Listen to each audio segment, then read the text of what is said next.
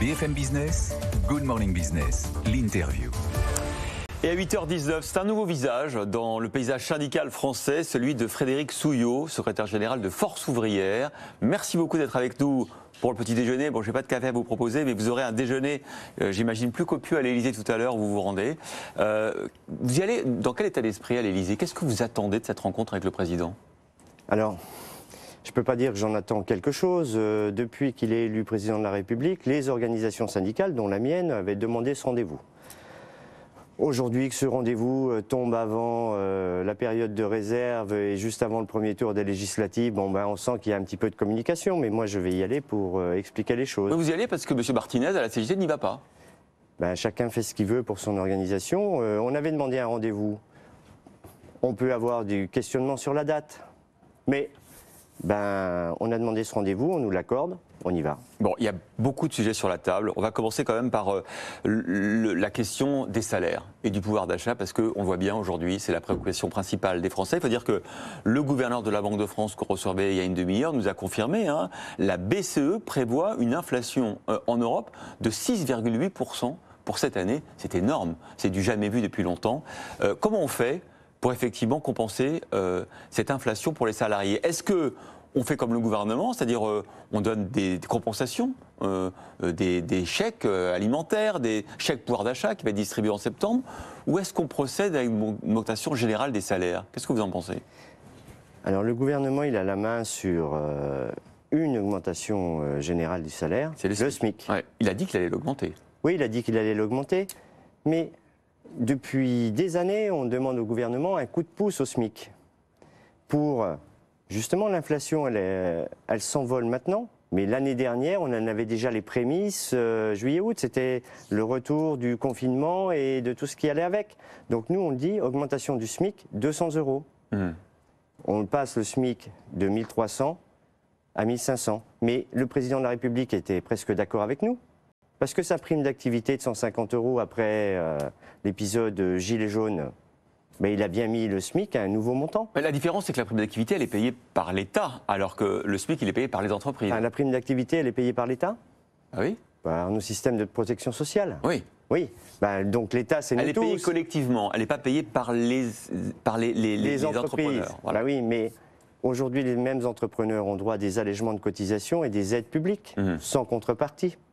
Aujourd'hui, il y a un vrai problème sur le salaire. Il faut qu'on aille structurellement sur les augmentations de salaire, pas autre chose. Et vous n'avez pas peur que si on fait ça, on peut comprendre très bien que les salariés réclament de ne pas voir leur pouvoir d'achat diminuer. D'ailleurs, l'INSEE nous a dit que le pouvoir d'achat avait diminué au premier trimestre de 1,9%. Oui. Donc c'est légitime, on comprend. Mais vous n'avez pas peur que ça entame la compétitivité de nos entreprises et donc, demain, nos emplois, si on est moins compétitif, on va moins vendre et donc on va moins embaucher. Alors, moins vendre, moins embaucher, moins fabriquer, mais ce n'est pas déjà le modèle que nous avons en ce moment, où on a délocalisé une grande partie de notre production industrielle et nous demandons la relocalisation et on l'a vu pour les masques et pour le reste. Et on a toujours regardé les choses sous le volet économique. Le travail est un coût. La productivité des travailleurs français est bonne, elle est élevée.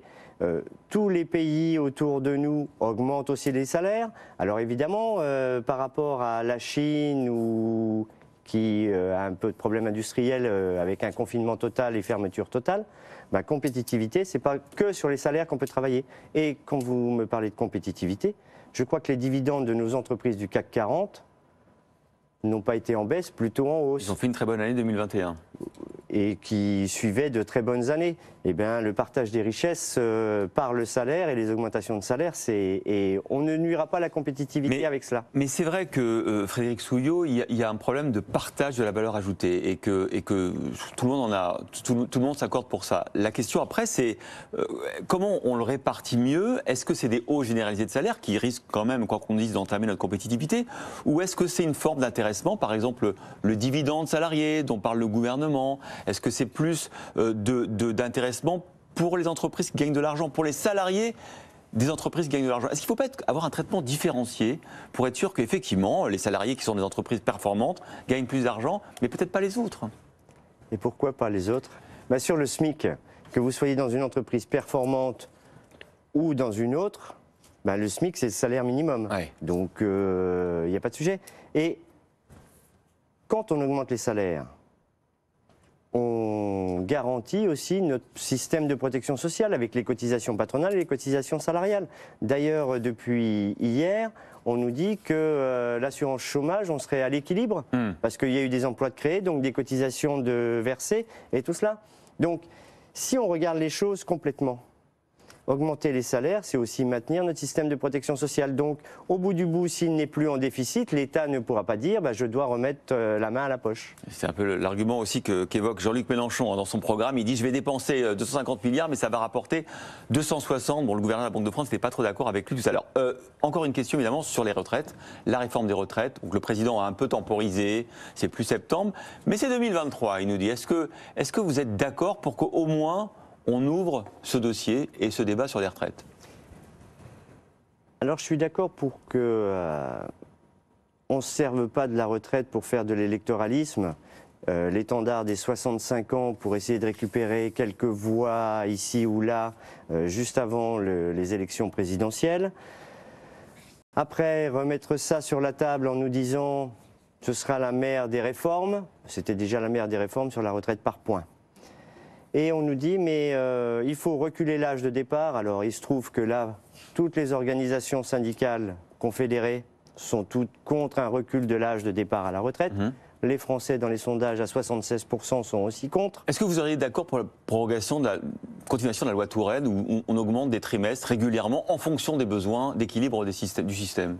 Alors, les besoins d'équilibre du système, c'est aussi l'argument qu'on nous donne depuis 30 ans, où on nous dit qu'il faut aussi aller chercher les jeunes décrocheurs, il faut aussi la formation tout au long de la vie, et puis il faut les salariés en fin de carrière aménager, produire et tout cela. Oui. 50% d'entre eux, au moment de liquider leur retraite, ne sont déjà plus en activité. Ils sont ou à l'assurance chômage, ou en invalidité, ou aux minima sociaux. Reculer l'âge de départ de la retraite, à la retraite, c'est la borne où vous pourrez liquider votre retraite, que vous ayez une carrière complète ou non.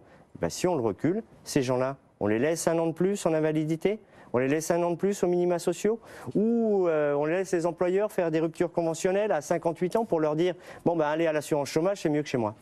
Au menu de votre déjeuner à l'Élysée, le dossier aussi le projet de Conseil national de la refondation voulu par le président. Est-ce que c'est une bonne idée ou est-ce que selon vous c'est une manière de contourner les syndicats, de vous diluer ? Alors nous diluer, je ne sais pas, parce qu'avant qu'on nous dilue, on ne se laissera pas diluer. C'est peut-être une manière d'essayer de nous instrumentaliser. Aujourd'hui, il existe le CESE, le Conseil économique, social et environnemental. Ouais. Pourquoi créer... Alors se servir du sigle juste avant le premier tour des législatives pour essayer, comme pour l'étendard des 65 ans, de récupérer quelques voix, moi j'appelle ça l'électoralisme, mais je lui dirai tout à l'heure. Vous lui direz tout à l'heure. Bah écoutez, je vous laisse aller au déjeuner à l'Élysée, vous avez encore un petit peu de temps, mais merci beaucoup. Merci. Frédéric Souillot, secrétaire général de Force ouvrière, d'être venu pour faire connaissance sur le plateau de Good Morning Business.